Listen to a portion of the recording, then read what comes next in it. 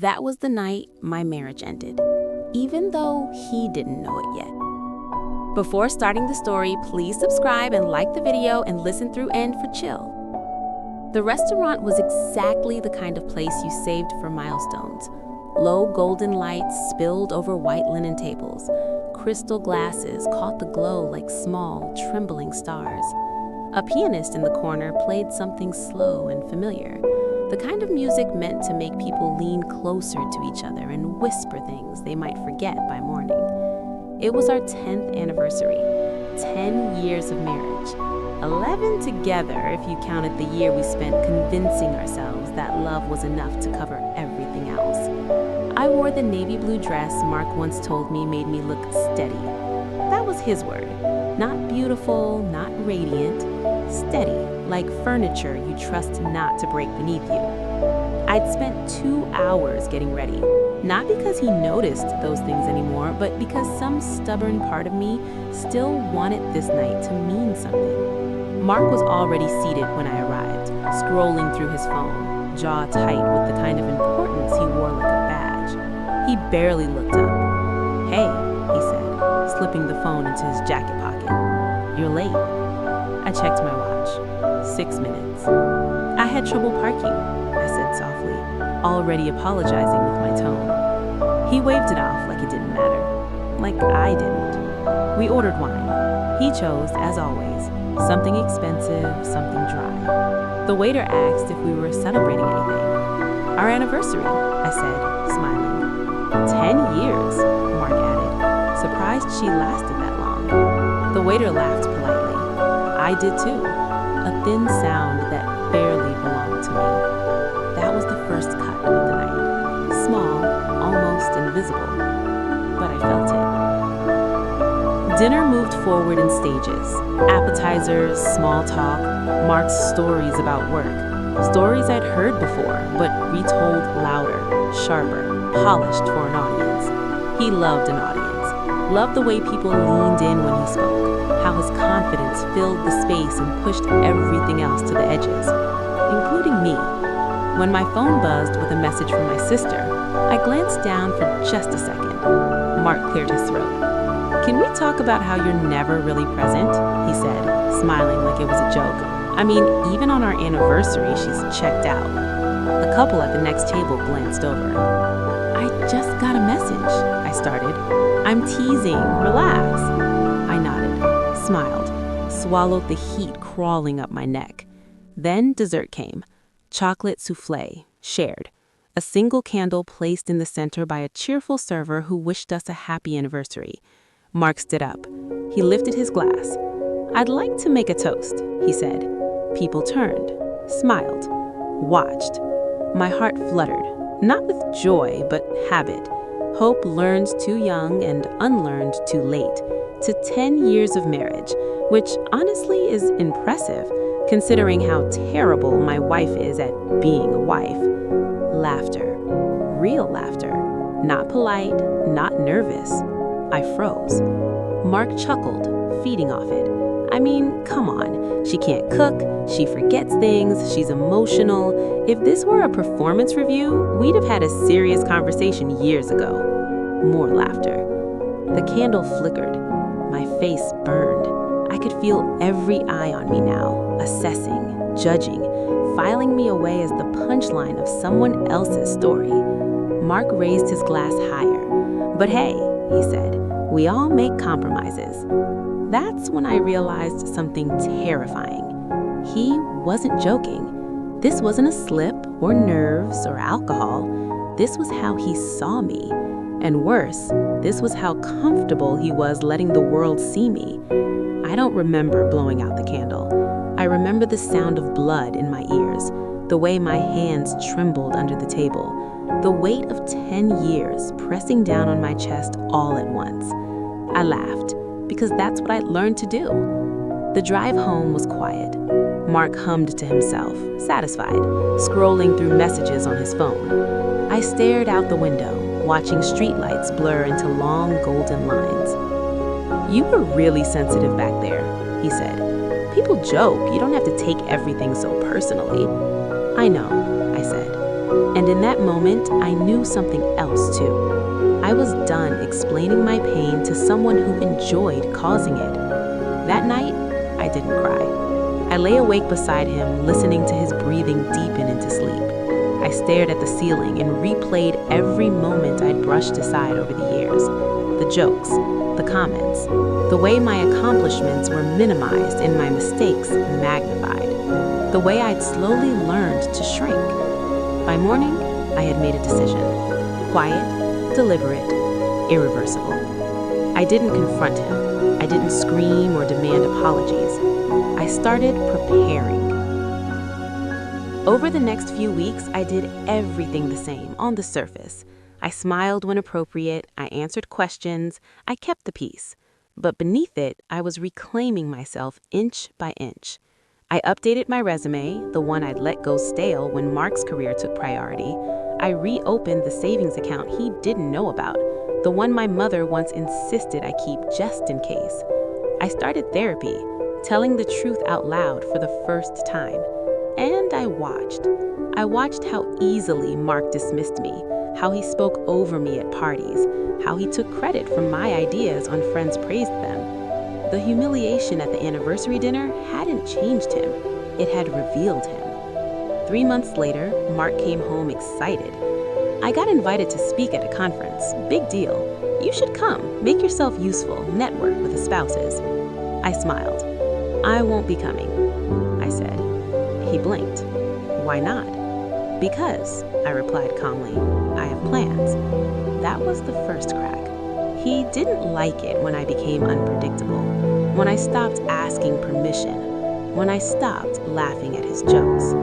The night I told him I wanted a separation, he looked genuinely confused. You're overreacting, he said. It was a joke. That was months ago. It wasn't one moment. It was a pattern. He scoffed. You're really going to throw away 10 years over feelings? I looked at him. Really looked. No, I said. I'm refusing to throw away the rest of my life. The divorce wasn't dramatic. No screaming, no cheating scandals, just paperwork and quiet disbelief on his end that I'd actually followed through. The final humiliation never came, because I took away his audience. A year later, I went back to that restaurant, alone. Same golden lights, same pianist. I ordered dessert, a souffle. When the server asked if I was celebrating anything, I smiled. Myself, I said. And for the first time in a long time, the laughter that followed was warm, and it was mine. I stayed seated long after the souffle was gone. The plate was cleared, the candle stub removed, the pianist shifted into a livelier tune meant to escort couples toward the door, back to their lives. I didn't rush. For the first time in years, I wasn't hurrying to keep pace with someone else's comfort. When I finally stood, my legs trembled, not from weakness, but from the strange shock of freedom. I paid the bill myself, I left a generous tip, and I walked out into the cool night air alone, my heels clicking against the sidewalk like a declaration. Outside, the city hummed, traffic lights blinked, people laughed. Somewhere, another couple argued quietly. Somewhere else, someone fell in love. The world hadn't paused for my transformation, and somehow that made it better. I drove home to the small apartment I'd moved into after the separation. It wasn't glamorous. White walls, secondhand couch, a single plant I kept forgetting to water and then rescuing at the last moment. But it was mine. Every inch of it belonged to me. I hung my coat carefully. I poured myself a glass of water. I stood by the window and watched my own reflection ripple across the glass. I looked different. Not prettier, not younger, just present, solid, like someone who had finally stepped fully into her own outline. The next morning, I woke without dread. That alone felt miraculous. For years, mornings came with an invisible weight, a checklist of expectations, a low-grade anxiety about doing something wrong before the day even began. Now there was nothing waiting to judge me. I made coffee and drank it slowly. I answered emails for a freelance project I'd taken on, something I would have once dismissed as a not worth the effort. Mark used to scoff at my side work, call it a hobby. Funny how hobbies start paying rent when you give them respect. Around noon, my phone buzzed. Mark. I stared at his name longer than necessary, not because I wanted to answer, but because I wanted to notice what I felt. No fear, no guilt, no instinct to soften myself, just distance. I let it ring out. He texted a minute later. We need to talk. You're being unreasonable. I exhaled, slow and steady, and placed the phone face down on the table. Unreasonable. That word had followed me for a decade. It had been used to describe my tears, my questions, my silences, my boundaries. It was Mark's favorite way of ending a conversation without actually having one. This time, it didn't land. That afternoon, I went for a walk. No destination, no timer, just movement. The city looked sharper somehow, like someone had adjusted the contrast. I noticed details I used to miss. The chipped paint on a bench, the way sunlight pooled at the base of trees, the sound of my own footsteps keeping rhythm. A woman passed me walking her dog. She smiled. I smiled back. It felt like being welcomed into a club I didn't know existed. Weeks passed, then months. The divorce finalized quietly, efficiently. Mark tried once more to frame himself as the injured party, told mutual friends I'd changed, that I'd blindsided him. Some believed him, some didn't. I stopped caring which was which. What surprised me most was how grief showed up, not as heartbreak, but as small, unexpected aches. The grocery aisle where I still reached for his favorite cereal, the movie trailers I knew he'd love, the reflex to share a thought, then realizing no one was on the other end. I let those moments pass through me without judgment. I didn't rush to replace them. I didn't fill every silence. Therapy taught me that loss doesn't always mean longing. Sometimes it means unlearning. One evening, about 6 months after the divorce, I attended a dinner party thrown by a colleague. I almost didn't go. Old habits whispered that I'd say something wrong, be awkward, fade into the background. I went anyway. The room buzzed with conversation. Glass wines clinked. Someone asked what I did. I told them. And I didn't minimize it. I didn't add qualifiers. I didn't glance around for approval. I just spoke. People listened. Later, a woman I barely knew leaned over and said, "You seem very grounded." I laughed softly. "I'm practicing." She raised her glass. "It shows." Driving home that night, I thought about the anniversary dinner, the laughter that had hollowed me out, how the room had turned against me without meaning to, how small I'd felt. This laughter was different. It didn't cost me anything. Another year passed. My career grew steadily, not explosively, not in the cinematic way Mark would have admired, but in a way that felt honest, sustainable, mine. I redecorated the apartment, bought art from local creators, replaced the secondhand couch with one I chose because it felt good to sit on, not because it impressed anyone. I hosted dinners, burned food, ordered takeout, laughed when things went wrong. No one graded me. On what would have been our 12th anniversary, I received an email from Mark. Just 3 sentences. "I've been thinking about that night. I didn't realize how cruel I was. I hope you're doing well." I read it once, then again. I felt something loosen in my chest. Not forgiveness exactly, but release. He was finally seeing the damage. Years too late, yes, but the timing no longer mattered. I didn't reply. Not out of spite, out of completion. That evening, I cooked myself dinner. Simple, pasta. Music playing softly in the background. I ate at the table, not the couch. I lit a candle, not for romance, but for intention. I about the woman I used to be, the one who laughed when she wanted to cry, who stayed quiet to keep peace, who believed endurance was the same thing as love. I didn't hate her. I thanked her. She had survived long enough for me to take over. Before bed, I stood in front of the mirror and met my own eyes. "You're not terrible," I said aloud. The words felt solid, true, earned. And somewhere, far away from restaurants and raised glasses and cruel laughter, a different kind of celebration continued. Quiet, steady, unremarkable to anyone but me. The life where no one had to humiliate me to feel important. The life where I no longer needed an audience, just myself. That peace didn't arrive all at once. It crept in unevenly, like light through a cracked door. And sometimes the darkness crept back with it. Because leaving didn't erase what had been done to me. It just removed the person still doing it.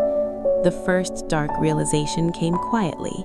I didn't actually know who I was without being corrected.